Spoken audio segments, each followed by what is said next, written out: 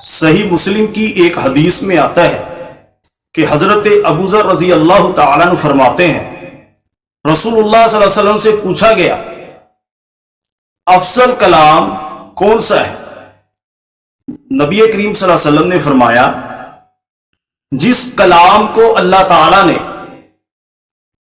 اپنے فرشتوں کے لیے منتخب کیا ہے وہ سبحان اللہ و بحمدہ ہے۔ یہ ایسا کلام ہے جو اللہ کے فرشتوں کا کلام ہے۔ صحیح بخاری حضرت ابو ہریرہ رضی اللہ تعالیٰ عنہ فرماتے ہیں رسول اللہ صلی اللہ علیہ وسلم نے فرمایا جو شخص ایک دن میں 100 مرتبہ پڑھتا ہے سبحان اللہ و بحمدہ، اس کے گناہ اگر سمندر کی جھاگ کے برابر بھی ہوں گے اللہ معاف فرما دے گا۔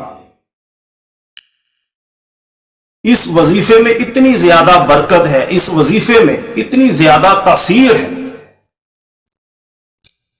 مسند احمد کی ایک حدیث پاک میں آتا ہے حضرت قبیصہ رضی اللہ تعالیٰ عنہ سے نبی پاک صلی اللہ علیہ وسلم نے فرمایا اے قبیصہ رضی اللہ تعالیٰ عنہ، جب تو فجر کی نماز سے فارغ ہو تو 3 مرتبہ کہو سبحان اللہ العظیم و بحمدہ، سبحان اللہ العظیم و بحمدہ، سبحان اللہ العظیم و بحمدہ۔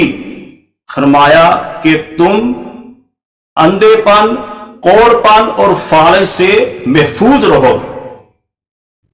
ایسا عظیم وظیفہ کہ نماز فجر کے بعد 3 مرتبہ پڑھنے سے انسان 3 بیماریوں سے محفوظ ہو جاتا ہے، اندھا پن، کوڑ پن اور فالج۔